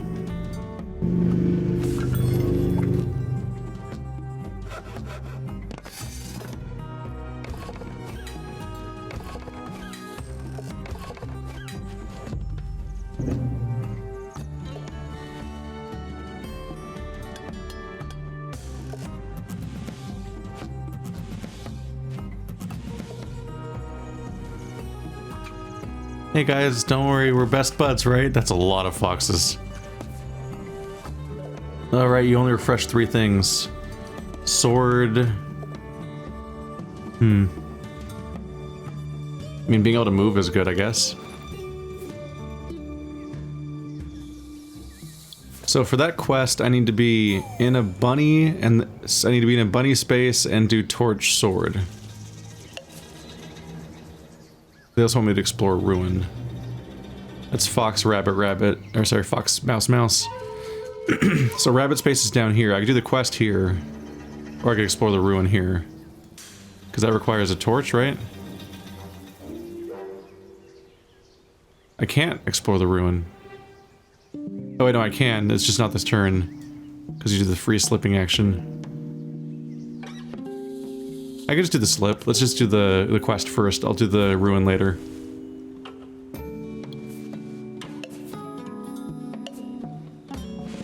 Gotta get those VPs so we can wrap this up. And I've just got boots. Don't particularly have a reason to run away right now. Can I aid them 3 times in 1 turn successfully? Max out that relationship? Let's try. To exhaust my bag. But that can get me in trouble, can't it? We start running out of spaces. I'm trying to get the relationship though. Exhaust my boots. The problem with helping them 3 times, of course, is that I can only replenish 3 things per turn. So this is me net zeroing for an entire turn, except it's worse because I did other actions too, of course. You're now allied with the Woodland Alliance. Each time you give them aid, you will score VP. You may also command their warriors into your clearing to move and fight on your side. But wow. The player that's controlling that team might not like that.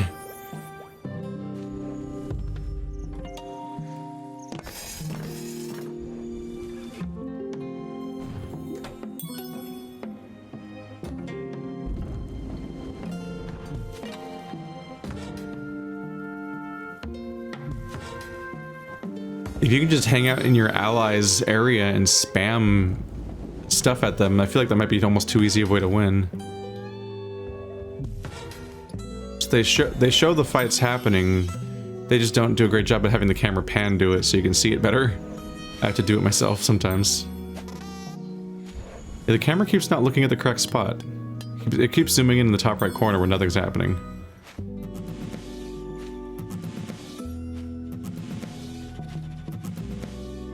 Strum. Oop.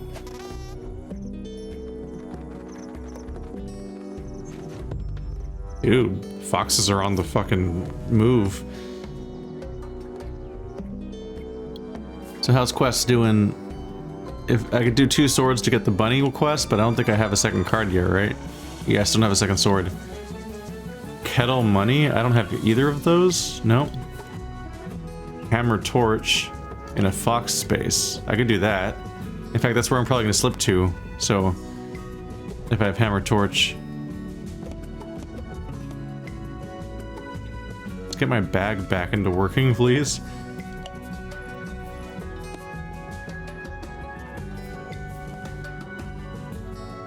Repair a shed. What a hero. What a vagabond, as they say. What a wascally wabbit. He's gonna repair a shed. Man, catch that thief. That monster. That outlaw. He doesn't have a permit.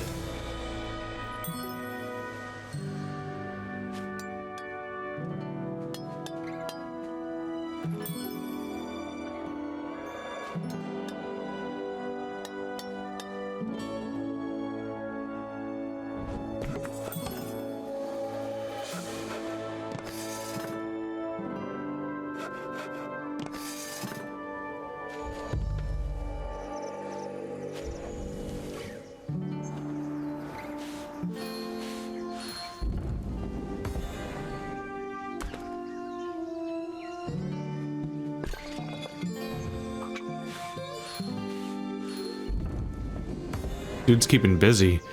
Our turns are never gonna go this fast when they're people. I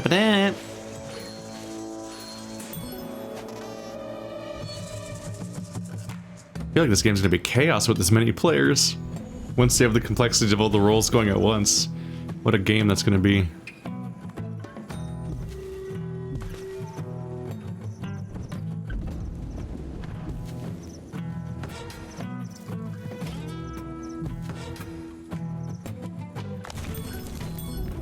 Oh my god.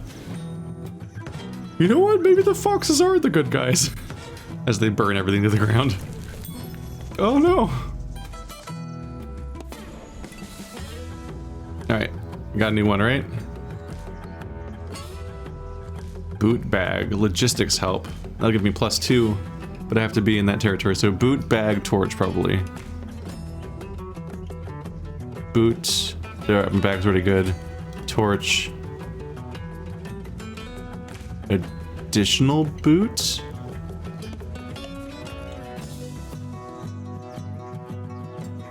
They're really dead set on me doing this though, so let's do the exploration if I can. I think I have to wait.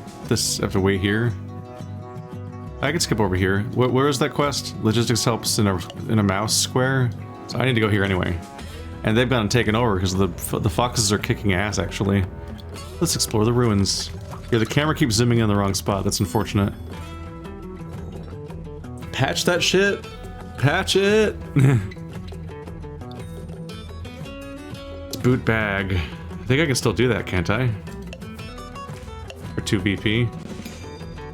I have my second sword now. Possibilities are there now. I just need one VP and I win. So just 8 these guys, right? It's camera, Jesus. You're having a struggle, huh?